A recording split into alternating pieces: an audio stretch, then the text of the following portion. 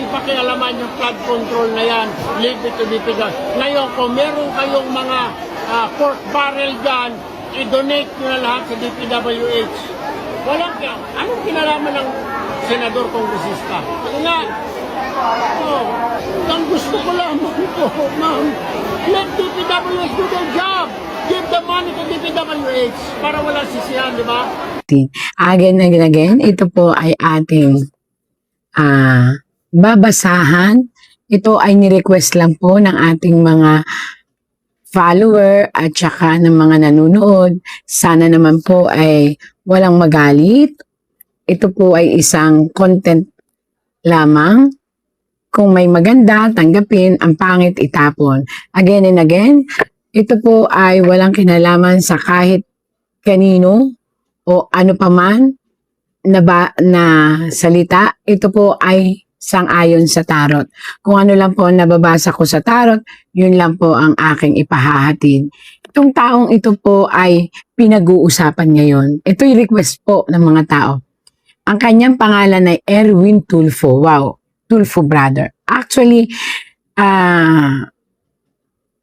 nawa marinig nyo nga po ito, Tulfo brother o Sir Erwin Tulfo. Actually po, tagahanga po ako ni Tatay Mon Tulfo. Malaki po ang utang na loob ko kay Tatay Mon Tulfo. Napakabuting tao po para sa akin. Para sa akin, imahin sila ng isang kabutihan ng tao. Ngayon, ito po'y request. Sana po ay marinig ninyo at sana po ito ay kahit ito po ay hula ko naniwala man po kayo o hindi, sana po through this ay may makapulutan tayo kahit anong sitwasyon. Again and again po, request po ito at naway walang magalit. Ayan. Sir Erwin Tulfo po, alam natin, Tulfo Brothers, kilalang kilala po yan. Ang kanyang buong pangalan ay Erwin Teshiba Tulfo. Pinanganak po siya ay August 10, 1964 sa Tacloban City. Wow. Alam niyo po ba kapag sinabi natin na mga Agosto, ano yan, alerto, talagang kapag nagsalita sila, salita talaga. Kung hindi naman sa sinasabi kong ganun lang talaga, kumbaga pabigla-bigla. Pero may kabutihan sila sa mga puso nila. Kasi nakita naman natin tumutulong, di ba? So yun po ang pagkakilala ko sa Tulfo family. Bilang pananaw ko. Yan. Ngayon po, titingnan natin ang pananaw ng tarot. Sana naman po, Sir Erwin Tulfo, ito po ay katuwaan lang po. Ito po ni-request sa tarot po. Ang pikon, talo. Huwag mapipikon kung ano man po makita. Yun po ay sinabi ng tarot. Ito po. Akin na pong iririsya po. Erwin Tulfo. Ipakita mo sa akin kung ano ang nakikita mo sa tarot ni Sir Erwin Tulfo.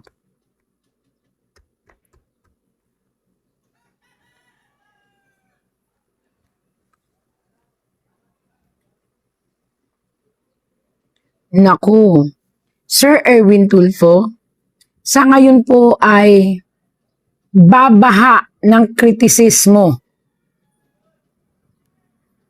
sa inyong buhay.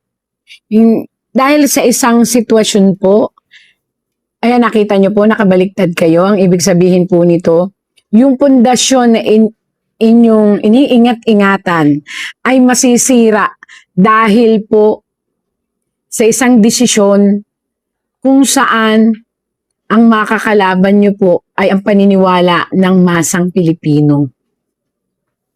Sir, sana po makarating ito sa inyo.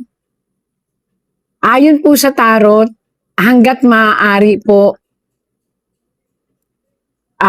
pilitin yung maging mahinahon, pilitin ninyo na mag-isip kung ano talaga ang bawat lalabas sa inyong bibig. Kasi kung ano ang lalabas sa inyong bibig ay ikalulubog ng inyong pagkatao na iningat-ingatan ng napakatagal na panahon. At ayon din po rito, may hinahawakan kayo na isang sitwasyon kung saan pag-isipan po ninyo kung dapat yung tanggapin ng permanente. Ito po ay isang posisyon na inilagak sa inyo ngayon kung saan nahahati na ang paniniwala ng tao. Ayon po dito sa tarot, pakaingatang mabuti ang pananalita, huwag padalos-dalos at hanggat maaari po makiramdam. Dahil marami po ang babatikos, tatalikod at magagalit at mamumuhi sa inyo. Ayan po. Kaya kayo nakabaliktad. Paano ko nalaman na meron kayong hawak ngayon? Yun nga, siguro ito yung posisyon na ibinigay sa inyo. Ito po yun. Star. Yan po yun. Pero bakit kayo ay napapalibutan ng turban na pula? Ang ibig sabihin, sakit sa ulo. Etong tinanggap nyong to na posisyon. Pagkatapos, bakit po kayo nakabaliktad? At ang green ninyo ay hindi matingkad. Kasi po ito ay maling desisyon at maling pananalita na maaaring umuksa ng katanyagan nyo noon at mabaling sa galit. Bakit magbaling po sa galit? Ang lupang hinirang, pag sinabing lupang hinirang, ito yung bansang Pilipinas kasama ang mga taong nakatira dito. Kung makikita ninyo po, ang inyong tinatapakan ay maputik. At ang inyong sapatos ay kulay itim na nakapatong, yan po, sa mga bulaklak. At tila ba ang bulaklak, ayan po, itim. Ito po yung mga sign na maburak siya instead of soil lang siya. Tapos, may mga bulaklak na natatapakan. So, ang ibig sabihin po nito, ang inyong padalos-dalos na pananalita at action. At ang pagtanggap sa posisyon na ito, ang maaaring magpawala ng pagmamahal at tiwala ng tao sa inyo. At maaari pong ito'y ikabagsak ng kredibilidad ninyo. Yun po ang sabi sa tarot. Naku, Sir Erwin, ako po nagbabasa lamang. Ayan. Huwag naman pong dito naman po ay tarot lamang. Makakalkal ang lahat ng relasyong meron ka. Ayan po, relasyon. Makakalkal lahat yan. Makakalkal din ang lahat ng mga nangyari sa inyo noon, pati personal life. Hindi maganda po talaga ang kalalabasan ng pagtanggap ninyo dito sa posisyon na yan. Hanggat maaari po pag-isipan kung pwede nyo, wala po ako sa tamang posisyon. Tarot po ito. Ang sabi po ng tarot, kung pwede nyo talikuran yung posisyon na yon, much better, matatahimik ang inyong life. At bawasan ang masyadong salita ng salita na maaaring mag-bounce sa inyo at may malaking halagang ibabato po sa inyo, babatikusin kayo sa isang napakalaking halaga na ito ay talagang patutunayan daw ng inyong mga kalaban at ito po'y mapapatunayan. Ito po, ito ang mapapatunayan. Ayawin nyo man po't hindi, may tatayo at tatayong testigo at may tatayo at tatayo na magpapatunay na kayo ay kasama dito sa napakalaking aligasyon ng pera. Ayan po, mula dito hanggang dun. Kaya sabi ko nga po sa inyo, dahil dito sa inyong hinahawakan ito, dito kayo babatikusin at lahat ay ibabato sa inyo. May isang kapatid ninyo, hindi ko po alam kung tatalikod ito sa inyo o hindi naman kayo totaling tatalikuran, pero ikukorek ang lahat ng mali sa inyo. Ayan po siya. Dahil ayaw kanya sigurong mapahamak, in return, babatikusin ka ng isa sa inyong mga kapatid. Di ko po alam kung sino yon, pero ayon po dito, maganda naman ang hangarin niya. Sana huwag kayong magtatampo kung sakaling sarili niyong kapatid ang bumatikos sa inyo. Nako, sir, mas mahalin niyo po yung inyong kredibilidad nung kayo ay nasa radyo pa at telebisyon.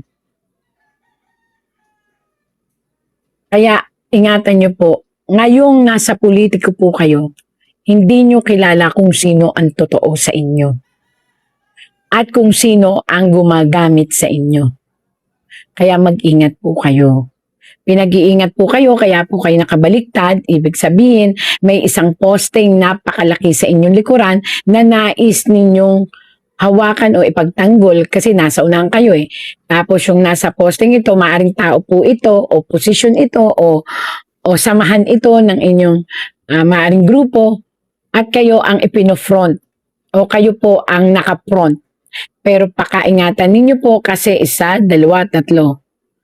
Yang tatlong iyan po ay napakalaking problemang kakaharapin ninyo. Ang una, ito po walang personalan, sinasabi ko lang po, nababasa ko. Ang una ay ang inyong posisyon, sumunod ay ang inyong pamilya, maring to'y asawa, pinagmulan o mga ano pa. Ito po, pati mga anak, makakalkal po. At ito pong huli, maaaring usapin ito ng malaking pera o mga ibabato sa inyo na bintang na hindi na mabubura sa inyong pagkatao. Kaya mag-ingat po kayo sa inyong inahawakang posisyon. Dahil yung posisyon na yan po, ang ibig sabihin, ang magpapawala ng kredibilidad ninyo sa mamamayang Pilipino. Yun po ay payo lang ng tarot Sana po ay may makapulutan kayo na huwag niyong ituring na kalaban ng tarot. Ituring ninyo ito na isang guide. Malay ninyo sa dako paroon makita niyong tama pala ang tarot. At hindi rin po mapahamak ang pangalan niyo na talagang iningat-ingatan ninyong lahat na magkakapatid.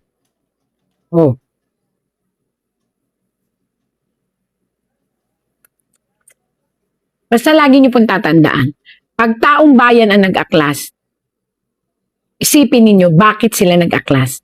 Pag taong bayan na ang nagbigay sa inyo, ayan po, nagbigay sa inyo ng bulaklak o sorpresa o batikos, ibig sabihin, pag-isipan nyo kung saan may mali na ayaw ng taong bayan. Tandaan nyo po, niluklok kayo ng taong bayan, kaya taong bayan din po ang maghuhusga sa inyo. Kaya kailangan nyo pong ingatan ang inyong pagtanggap ng mga posisyon o pagtanggap ng isang obligasyon o paglalabas ng mga saluubin. Kasi po, dito po, nakabaliktad talaga. Ibig sabihin po, bababa ang kredibilidad ng inyong pagkatao.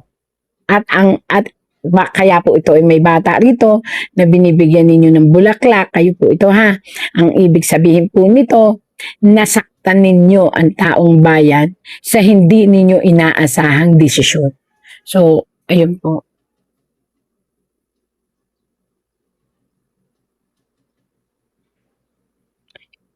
Ito po ay future. Pag-ingatan po ito, kasi po may isang sitwasyon na may makikialam na isang mataas. Hindi ko alam kung bansa po ito. O isang organisasyon. Pero ito'y malakas na organisasyon na ino-honor ng Pilipinas. Ito'y hindi ICC. Ito ay isang organisasyon, maaring ito ay organisasyon ng mga United Nations, yung parang imported ba? Yung parang, hindi ko kasi mahina ako sa mga aaraling panlipunan. Pero ayon po dito, ito'y isang malaking bansa na mag-oobserba sa nangyayari ngayon trahedya ng Senado. At ang magiging reaction po, maaaring kakampi po ito ito po ito lang po ay pahiwatig. Ito po yung binabasa ko.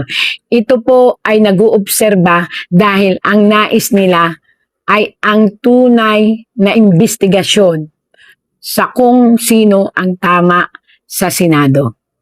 At kinakailangan po rito ang matinding pag-iisip.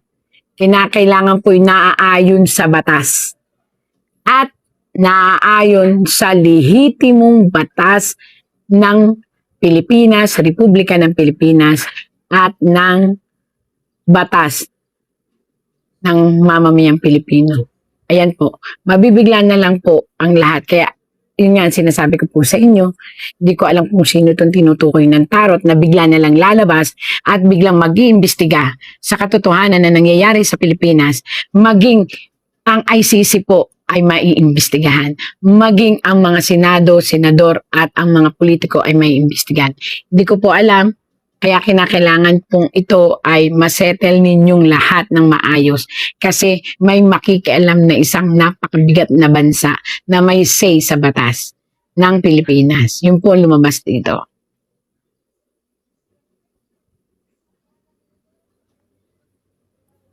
Aha, mayroon po dito nagtanong, ito may tanong ng isang comment, kung inosente daw po. Sir, ito po yung tanong, comment lang po, so pagbibigyan po natin. Kung inosente daw po ba si Sam Maleta? Masyado naman yung tanong na yan. Diyos ko, dahil nakakatakot. Pero again and again, ito po ay tarot lamang. Ako naman po ay tagabasa lang, interpreter. Oops.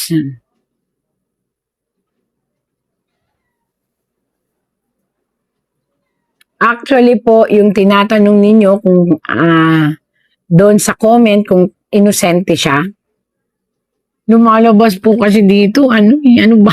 Tatakot naman ako. Wala naman siguro mawawala kung sasabihin ko yung katotohanan. Pero ayon po dito, may bahid na ano ba yun? Lalabas naman sa investigasyon eh. Pero lumalabas po rito nang sinasabi nung mga tao ay may hawak silang katotohanan. Ang mga tao daw po yun ang mga tao daw po na naghain at nagsabi na 18 Marines ay may hawak. Yun ang sabi ng tarot, may hawak na ebidensya. So tarot po ang nagsabi na yun ay ayon sa 18 Marines na lumalabas ay mayroon daw pong ebidensya. At ang sinasabi ng tarot na yun, yung ebidensyang iyon ay nagtuturo po kay Sir Rap. Na ngayon po ay pinipilit ilabas ng 18 Marines ang mga katotohanan na yun. So, dito ang sinabi ng tarot, didepende po sa kalalabasan ng investigasyon dun sa 18 Marines.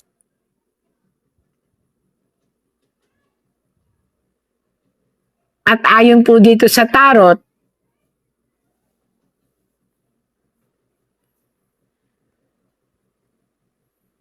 natatakot to ako pero sabi sa tarot kahit paano Uy. Pero ayon po sa tarot yun hindi ko po alam kung ano ang totoo.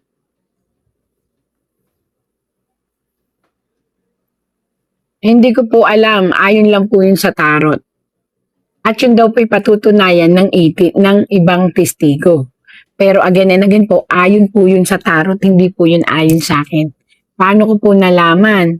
Kasi ayan po isang lalaki na may hawak na matatalas na patalim. At ang patalim na yon, ayun, ay mayroong isang liblib o bahay kung saan nandun po. Ayun. At nagsasabi na yung matatalas niyan, pero ito po ay tarot lang. Hindi po natin alam ang katotohanan. Sabi ko nga po sa inyo, tarot lang, hindi natin alam ang katotohanan. Again and again po, para po ito sa content. Kung ano man po ang katotohanan tungkol dyan, kung meron po siyang nahawakan or hindi, hayaan na lang po natin ang batas ang magsabi at magpatunay. Ito po ay content lamang at ito po ay tarot lamang. Nawa po ay huwag mapikon ang mga nabasa at hinihiling ko po sa inyong pag-unawa at kay Sir Erwin Tulfo, hinihiling ko po sa inyong pag-unawa. Ito po ay tarot lamang. So, ang pikon nga daw po ay talo. Kaya kung ano man po ang mabasa ng tarot, sana po ay hindi nyo ikagalit. At sana po ay pag-aralan yung mabuti, yung ipinayo ng tarot na mas mabuting maging tahimik na lang. And mas mabuti na kung ano man ang inyong hawak na posisyon ay pag-aralan yung mabuti. Kasi ang makakalaban nyo dun sa posisyon na yon ay ang paniniwala ng buong mundo sa inyo. At ang pangalan nyo ay representante ng isang Tulfo family. So, sana, mahal ko po ang Tulfo family. Kaya po, ang akin ay sana ay makarating sa inyo at sana mapag-isipan niyo po ang lahat.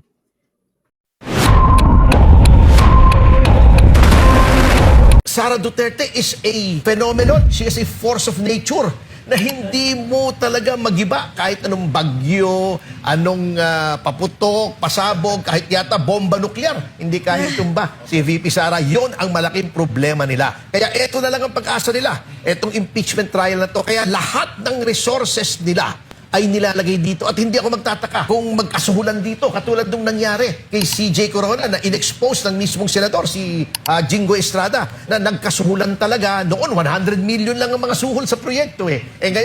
Ngayon pa, daan-daang bilyon ang pwedeng gamitin ng pamahalaan para suhulan yung mga tao na to vote for conviction.